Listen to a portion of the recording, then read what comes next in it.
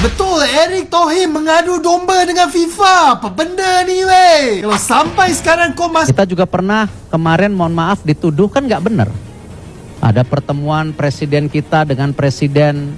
Media Malaysia menyeret nama Ketua Umum PSSI Erick Thohir dalam skandal naturalisasi timnas Malaysia. Erick Thohir dituding sebagai aktor utama di balik laporan ke FIFA yang mengakibatkan sanksi bagi Harimau Malaya. Tudingan tersebut dilontarkan oleh media daring Malaysia, MY News Hub. Melalui media sosial, mereka menerbitkan artikel berjudul Erick Thohir dalang utama yang membuat aduan kepada FIFA. Menurut laporan tersebut, aduan terkait dugaan skandal naturalisasi di timnas Malaysia bermula dari Vietnam. Namun, MY News Hub mengklaim Erick Thohir turut campur tangan dengan mengadukan kasus ini ke FIFA.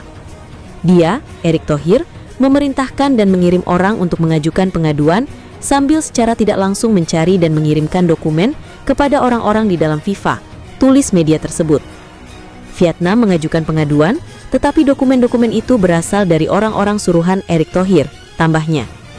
MY News Hub mengklaim memiliki sumber terpercaya dari Amerika Latin yang dekat dengan FIFA. Mereka juga menuding adanya motif persaingan di balik pengaduan tersebut. Kekecewaan karena peningkatan performa tim Harimau Malaya melampaui kehebatan tim Indonesia diyakini sebagai motif utama di balik tindakan pengajuan pengaduan kepada FIFA, tulisnya. Sanksi FIFA untuk Malaysia, terlepas dari klaim tersebut, FIFA telah menjatuhkan sanksi kepada timnas Malaysia terkait skandal naturalisasi 7 pemain pada akhir September 2025. Para pemain mendapat larangan tampil selama 1 tahun yang kemudian diringankan. Federasi Sepak Bola Malaysia juga didenda dan poin mereka di ranking FIFA dikurangi. Nasib Malaysia di kualifikasi Piala Asia 2027 masih belum jelas. Mereka telah memainkan 2 pertandingan dengan pemain naturalisasi bermasalah dan berpotensi dicoret dari kompetisi, meskipun sempat lolos ke putaran final. Pertandingan terakhir dijadwalkan pada April mendatang dan keputusan dari AFC akan menyusul setelahnya. Ketua Umum PSSI Erick Thohir jadi kambing hitam media Malaysia atas kasus naturalisasi yang berbuntut hukuman FIFA. Federasi Sepak Bola Malaysia, FAM, dihukum FIFA atas tuduhan rekayasa pemain naturalisasi mereka. Malaysia dilaporkan telah merekayasa kewarganegaraan naturalisasi sejumlah pemain seperti Gabriel Felipe Arocha, Facundo Thomas Garces, Rodrigo Julian Holgado, Imanol Javier Machuca, Joao Vitor Figueiredo, John Irasabal Iraurgi, dan Hector Alejandro Hevel Serrano. Terkait adanya rekayasa pemain naturalisasi oleh Malaysia itu dilakukan berdasarkan laporan Vietnam. Namun, media Malaysia, mynewshub.tv, pada laporannya Minggu 15 Februari 2026, menuduh Erick Thohir yang berada di belakang laporan Vietnam tersebut. Media tersebut mengatakan bahwa sumber mereka dari Amerika Latin yang mengungkapkan peranan Erick Thohir. Ia, Erick Thohir, memerintahkan dan mengirim orang untuk mengajukan pengaduan, sementara secara tidak langsung mencari dan mengirimkan dokumen kepada orang-orang di dalam FIFA, kata sumber tersebut. Vietnam mengajukan pengaduan, tetapi dokumen-dokumen itu berasal dari orang-orang suruhan Erick Thohir, tambahnya. Media tersebut mengatakan, berdasarkan sumber yang mereka dapatkan, bahwa pengaduan de facto yang sebenarnya berasal dari sosok yang juga Menteri Pemuda dan Olahraga RI tersebut. Frustrasi karena peningkatan performa tim Harimau Malaya melampaui kehebatan tim Indonesia diyakini sebagai motif utama di balik tindakan pengajuan pengaduan kepada FIFA, tulisnya. Sumber tersebut juga mengatakan, Erick Thohir tak suka dengan terlibatkan pemangku Sultan Johor, Tunku Mahkota Ismail, dalam sepak bola Malaysia. Menurut sumber itu, Erick Thohir menggunakan beberapa media dan portal berita Indonesia untuk menulis kandungan bersifat negatif terhadap timnas Malaysia. Tuduhan terhadap Erick Thohir itu sebenarnya sudah berembus sejak FIFA memberikan hukuman kepada FAM tahun lalu. Ketika itu, Erick Thohir saat kabar kasus naturalisasi pemain Malaysia tersebut muncul, sudah membantah dirinya terlibat. Hal itu diungkapkan Erick Thohir saat bertemu dengan DPR RI di Jakarta, Senin 29 September 2025. Ia menegaskan tak pernah mencampuri urusan Federasi Olahraga negara lain. Lalu, kami sendiri dari Kemenpora atau saya pribadi, kita tentu harus menghargai semua negara di Asia Tenggara ketika ingin olahraganya maju. Kita harus hargai, kata Erick Thohir. Pelatih John Hartman memiliki opsi menarik untuk memperkuat lini serang timnas Indonesia. Ia bisa memanggil kembali ex-juara Liga Belanda tanpa perlu melalui proses naturalisasi yang panjang. Timnas Indonesia kini memasuki era baru di bawah arahan Hartman dengan tantangan besar di tahun 2026. Sejumlah agenda penting sudah menanti dan menuntut kedalaman skuad yang benar-benar siap bersaing di level internasional. Y bueno, en ningún momento hablamos de contrato económico, hablamos de dinero. La Casa Rayada. Estamos en nuestra nueva casa. Buenos Aires. Waduh. Ini sangat-sangat gila. Sergio Ramos dikonfirmasi siap perkuat timnas Indonesia. Saya yakin negara-negara di Asia Tenggara nggak berdiam diri, ya. Ini benar-benar di luar dugaan. Sergio Ramos akui sudah dihubungi PSSI. Ini adalah kesempatan untuk timnas Indonesia untuk menjuarai FIFA Series. Sergio Ramos masuk, siap tampil di FIFA Series. Tonton sampai habis ya, agar tidak ketinggalan sama berita sepak bola terbaru dari channel News Timnas. Pelatih timnas Indonesia John Hartman dipastikan tidak akan membawa 4 pemain naturalisasi pada ajang FIFA Series 2026 yang akan berlangsung di Jakarta pada 23-31 Maret 2026 mendatang. 4 pemain tersebut adalah Tom Haye, Mace Hilgers, Rafael Struijk, dan Shane Patinama. Sebanyak 3 pemain naturalisasi timnas Indonesia era Shin Tae-yong ini resmi dicoret John Hartman untuk FIFA Series 2026. Ketiga pemain tersebut dipastikan absen karena berbagai alasan untuk ajang tersebut. Timnas Indonesia akan memulai era baru di bawah kepemimpinan John Hartman sebagai pelatih kepala. Ia dipercaya menggantikan Patrick Kluivert setelah hasil kurang memuaskan pada ronde keempat kualifikasi Piala Dunia 2026 zona Asia. Laga debut John Hartman dijadwalkan berlangsung saat timnas Indonesia mengikuti FIFA Series 2026. Turnamen tersebut rencananya digelar pada Maret 2026 di Stadion Utama Gelora Bung Karno, SUGBK, Jakarta. Skuad Garuda dipastikan ambil bagian bersama Bulgaria, Saint Kitts and Nevis, serta Kepulauan Salomon. Pada pertandingan perdana, timnas Indonesia akan menghadapi Saint Kitts and Nevis pada 27 Maret 2026. Jika berhasil meraih kemenangan, Jay Itzes dan rekan-rekan akan melaju ke partai final untuk menantang pemenang laga antara Bulgaria dan Kepulauan Salomon. Pertandingan puncak dijadwalkan berlangsung di Stadion Utama Gelora Bung Karno pada 30 Maret. Sementara itu, laga perebutan peringkat ketiga juga akan digelar di stadion yang sama pada hari tersebut. Apabila mampu menyapu bersih 2 kemenangan, ranking FIFA Timnas Indonesia berpeluang mengalami peningkatan yang cukup signifikan. Jelang ajang tersebut, sebanyak 3 pemain naturalisasi era Shin Tae-yong dipastikan dicoret John Hartman. 2 pemain mendapat sanksi FIFA, sementara 1 nama lainnya menderita cedera. Tom Haye dipastikan tidak bisa memperkuat timnas Indonesia karena mendapat sanksi dari FIFA. Ia harus menjalani hukuman akibat tindakan tidak sportif kepada ofisial pertandingan di ronde keempat kualifikasi Piala Dunia 2026 zona Asia. Kondisi tersebut membuat gelandang yang dikenal sebagai pengatur tempo permainan ini tidak dapat didaftarkan untuk FIFA Series 2026. Absennya Tom Haye tentu menjadi kerugian karena ia kerap menjadi motor serangan dan penyeimbang lini tengah skuad Garuda. Sama seperti Tom Haye, Shane Patinama juga harus menepi akibat sanksi dari FIFA. Bek kiri andalan timnas Indonesia itu dinyatakan bersalah dalam kasus yang serupa. Meski demikian, John Hartman tidak akan terlalu pusing untuk mencari pengganti bek Persija Jakarta itu. Pasalnya, di sektor kiri masih ada Kelvin Verdong dan Dean James. Berbeda dengan 2 rekannya, Mace Hilgers dicoret karena faktor cedera. Bek tengah yang bermain di FC Twente itu mengalami masalah cedera ACL yang membuatnya harus absen hingga akhir musim ini. Tim pelatih memilih tidak mengambil resiko dengan tetap memanggilnya. Fokus utama saat ini adalah memastikan proses pemulihan berjalan maksimal agar Hilgers bisa kembali memperkuat timnas Indonesia pada agenda penting berikutnya. 4 negara akan bersaing dalam ajang FIFA Series 2026 yang 1 diantaranya berlangsung di Indonesia pada akhir Maret mendatang. Timnas Indonesia, Bulgaria, Kepulauan Salomon, dan Saint Kitts and Nevis bakal saling sikut. Dalam ajang FIFA Series 2026 dengan tuan rumah Indonesia, 4 negara akan bermain 2 kali dalam kurun waktu 27-30 Maret 2026. Setiap kesebelasan akan berhadapan 2 kali dan formatnya semifinal dan final. Timnas Indonesia dijadwalkan bakal melawan Saint Kitts dan Nevis pada 27 Maret 2026 pukul 20 WIB. Pemenang dari dua partai itu bakal bentrok di final FIFA Series pada 30 Maret 2026. Sementara itu, sesama negara yang kalah juga akan saling berhadapan. Sebelum melihat penampilan keempat tim peserta FIFA Series 2026 dengan tuan rumah Indonesia, tak ada salahnya mengulas tim dari Saint Kitts and Nevis, skuad yang berpotensi membuat kejutan. Yuk simak ulasannya berikut ini.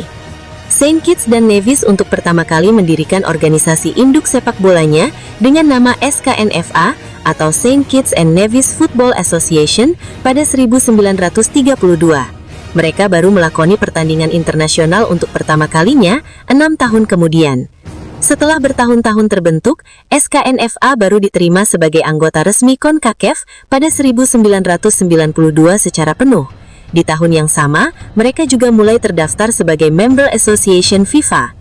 Di panggung turnamen internasional, Saint Kitts dan Nevis berpartisipasi di Caribbean Cup pada edisi 1993. Hasilnya, mereka bisa melaju hingga semifinal, meski harus kandas pada babak ini.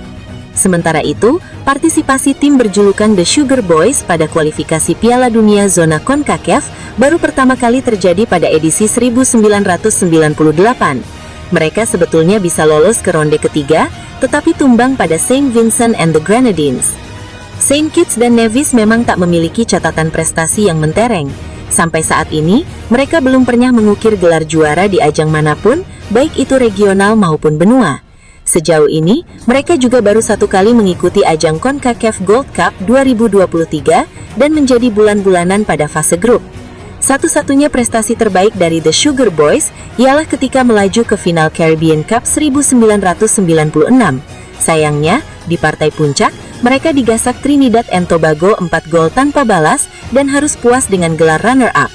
Dari ranking FIFA, Saint Kitts dan Nevis memang tak memiliki posisi yang mengesankan. Mereka kini hanya menempati peringkat 154 FIFA dengan koleksi 1035,25 poin, terpaut jauh dengan Indonesia yang berada di peringkat 122 dengan 1144,73 poin. Bisa dibilang ini adalah posisi terendah bagi Saint Kitts dan Nevis dalam satu dekade terakhir. Ketika prestasinya sedang dalam level terbaik, mereka pernah menempati peringkat 73 FIFA, tepatnya pada medio Maret 2017. Sayangnya, sejak saat itu, posisinya terus-menerus anjlok. Kendati sempat naik turun, peringkatnya semakin tergerus hingga awal 2026 dan terdampar di urutan 154 FIFA karena prestasinya yang tak mengesankan.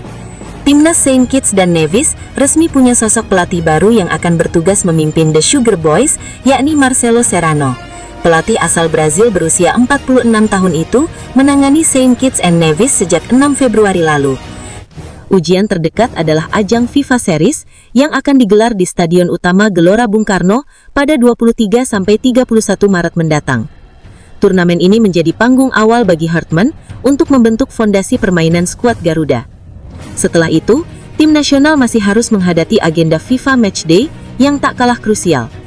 Piala AFF 2026 pun sudah dijadwalkan bergulir mulai 25 Juli dan menjadi target berikutnya. Menghadapi jadwal padat tersebut, mantan pelatih timnas Kanada ini tak menutup peluang menambah pemain naturalisasi. Kebijakan itu seperti melanjutkan jejak era Sintayong hingga Patrick Kluivert yang mengandalkan pemain keturunan.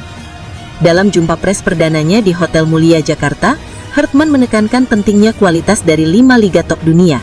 Ia menilai pengalaman di kompetisi elit itu akan membantu Indonesia tampil lebih kompetitif di panggung global. Pelatih asal Inggris tersebut juga menginginkan pemain yang terbiasa dengan intensitas tinggi dan disiplin taktik modern. Baginya, rekam jejak karir adalah cerminan kualitas yang tak bisa direkayasa. Meski begitu, ada satu nama yang sebenarnya tak membutuhkan proses administrasi tambahan dan bisa langsung dipanggil untuk memperkuat timnas Indonesia. Hartman bisa memanggil kembali striker yang sudah lama berstatus warga negara Indonesia satu ini ke skuad Garuda. Sosok yang dimaksud adalah Ezra Walian, penyerang 28 tahun yang kini tampil konsisten di kompetisi domestik. Ia resmi menjadi WNI sejak 2017, sehingga tak perlu lagi menjalani naturalisasi ulang. Mental juara Ezra terbentuk saat menimba ilmu di Akademi AVC Ajax. Bersama klub tersebut, ia meraih gelar Liga Belanda U19 selama 3 musim beruntun pada 2014, 2015, dan 2016. Di level senior bersama timnas, ia telah mencatatkan 9 penampilan resmi. Ia juga menyumbang 3 gol yang menunjukkan kemampuannya sebagai penyelesai akhir. Namanya memang meredup setelah Piala AFF 2021. Sejak saat itu, ia belum lagi mendapat kesempatan saat tim berada di bawah arahan Patrick Kluivert. Padahal musim ini, performanya di Super League cukup stabil dan produktif. Ia telah mengemas 6 gol dan 8 assist dari 19 pertandingan dengan klubnya. Kematangan bermain dan kontribusi nyata itu bisa menjadi pertimbangan serius bagi Hartman. Jika diberi kesempatan kedua, Ezra berpotensi menambah daya gedor timnas Indonesia jelang FIFA Series dan Piala AFF 2026. Satu lagi pemain keturunan Indonesia yang cukup layak untuk dipantau oleh PSSI. Pemain satu ini berkarir di negara Erling Haaland, Norwegia. And the Erling we talk to now, the Erling we see is this humble Erling. Tidak hanya numpang lewat di Norwegia, pemain keturunan Indonesia ini bahkan bak Erling Haaland yang rajin mencetak gol. Bahkan dari catatan Football.no, pemain keturunan Indonesia itu sudah mencetak 32 gol selama bermain di Norwegia. Pemain itu bernama Gede Aditya Dharma Swardika. Dari namanya, kita tentu bisa menebak asalnya. Ya, Aditya merupakan orang asli Bali. Ayah dan ibunya merupakan orang Bali. Namun dilansir dari sejumlah sumber, Aditya saat ini memiliki kewarganegaraan Norwegia. Ia kelahiran 24 Januari 2010, yang artinya Aditya masih berusia 15 tahun. Orang tua saya dari Indonesia, tapi saya lahir di Norwegia, kata Aditya seperti dikutip. Aditya saat ini berkarir di klub Norwegia, Arvoll IL. Aditya di musim 2024-2025 sempat dimainkan di 8 pertandingan tim futsal Arvoll 3. Di musim yang sama, pemain bernomor punggung 18 itu juga diperbantukan di tim futsal klub tersebut dan sudah mencetak 2 gol dari 6 pertandingan. Pada musim 2024, Aditya yang masih tercatat sebagai pemain di tim U15 Arvoll mencatatkan 15 pertandingan dan mencetak 1 gol. Gol tersebut ia cetaknya saat tim U15 Arvoll menang 8-0 atas Forward pada 12 Mei 2024. Jika merunut dari torehan gol yang dicetaknya di Norwegia, paling banyak dicetak Aditya saat ia membela tim futsal Arvoll. Gaya main Gede Aditya cukup impresif sebagai seorang winger. Salah satu video yang diunggah akun Instagram memperlihatkan bagaimana skill Aditya menggiring bola. Ia memiliki kecepatan cukup baik sebagai seorang winger. Ia cerdas menempatkan posisi dan tahu skema permainan menyerang. Hartman kemungkinan tidak akan memanggil pemain naturalisasi baru untuk menghadapi FIFA Series 2026. John Hartman juga kabarnya tidak akan menambal absensi Tom Haye dan Shane Patinama yang berhalangan tampil akibat hukuman FIFA dengan melakukan proses naturalisasi pemain anyar. Arya Sinulinga, anggota Exco PSSI, menyatakan bahwa John Hartman tampaknya lebih memilih untuk mengenali para pemain yang sudah ada di timnas Indonesia saat ini. Pelatih asal Inggris ini diketahui sedang aktif memantau pertandingan di Super League 2025-2026 serta klub-klub yang menampung pemain timnas Indonesia di Eropa. Menurut Arya Sinulinga, mendatangkan pemain baru saat ini dianggap kurang relevan. Hal ini disebabkan John Hartman belum mencoba satu pun pertandingan resmi dan masih dalam proses memahami kemampuan setiap pemain timnas Indonesia. Diketahui bahwa John Hartman resmi ditunjuk oleh PSSI pada Januari 2026 dengan kontrak selama 2 tahun. Aksi perdana timnas Indonesia di bawah kepemimpinannya akan terlihat di FIFA Series 2026 yang dijadwalkan berlangsung antara 23 hingga 31 Maret 2026. Yang ada saja kan belum pernah dia coba semuanya. Jadi belum tahu kemampuannya, pembagiannya, perannya. Dia menganggap lucu jika menambah pemain baru tanpa memahami potensi pemain yang sudah ada. Arya Sinulinga juga menyatakan bahwa PSSI sangat menghargai sikap John Hartman yang proaktif dalam memantau pemain timnas Indonesia. Langkah ini diambil untuk mendapatkan gambaran menyeluruh mengenai kualitas para pemain sebelum menentukan formasi terbaik timnas. Menurut keterangan Arya Sinulinga, di FIFA Series 2026, timnas Indonesia dijadwalkan akan bertanding melawan Saint Kitts and Nevis. Andai mampu mengalahkan Saint Kitts and Nevis, timnas Indonesia akan lanjut bertemu pemenang laga Bulgaria melawan Kepulauan Solomon di final FIFA Series 2026. Seluruh pertandingan akan berlangsung di Stadion Utama Gelora Bung Karno, Jakarta Pusat. Nanti setelah FIFA Series, baru dia akan melihat apakah pemain ini lanjut, atau ada perubahan, atau mungkin ada tambahan. Semua tergantung evaluasi dia. Ia juga mencatat bahwa sampai saat ini, John Herdman belum memberikan laporan resmi kepada PSSI terkait penambahan pemain baru. Belum ada kabar. Apalagi ini sudah terlalu dekat. Bulan Maret FIFA Series, sekarang sudah Februari. Terlalu dekat untuk melakukan naturalisasi, ungkapnya. Anggota Komite Eksekutif PSSI, Arya Sinulinga, mengkonfirmasi lawan yang akan dihadapi Timnas Indonesia dalam FIFA Series 2026, yang akan digelar pada 23 sampai 31 Maret 2026. Timnas Indonesia menjadi salah satu penyelenggara FIFA Series 2026. Tim berjulukan Garuda itu akan menjadi tuan rumah untuk Timnas Bulgaria, Timnas Saint Kitts and Nevis, dan Timnas Kepulauan Solomon. Berkaca dari FIFA Series sebelumnya pada 2024, setiap negara bermain 2 kali. Formatnya berhadapan di babak semifinal, perebutan tempat ketiga dan final. Arya mengatakan bahwa Timnas Indonesia akan lebih dulu melawan Saint Kitts and Nevis di FIFA Series Maret 2026, yang bakal berlangsung di Stadion Utama Gelora Bung Karno, Jakarta Pusat.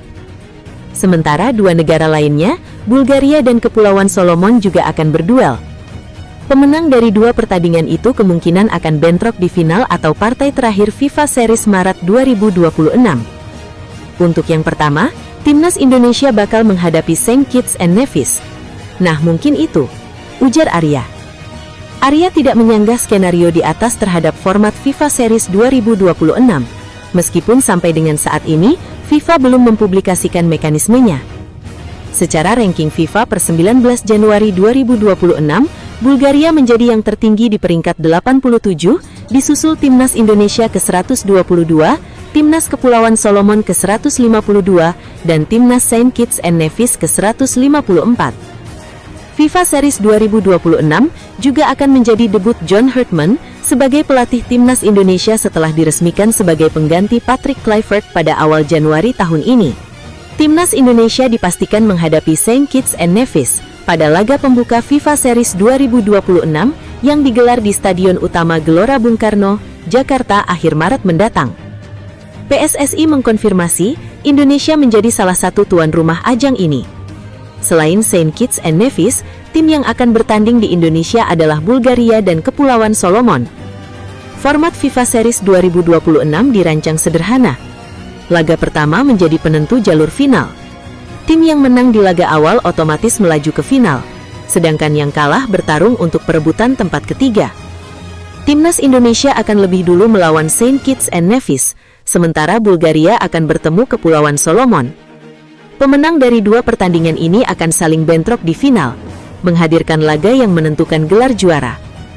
Sepertinya kami akan melawan Saint Kitts and Nevis, lalu Bulgaria bertemu Kepulauan Solomon.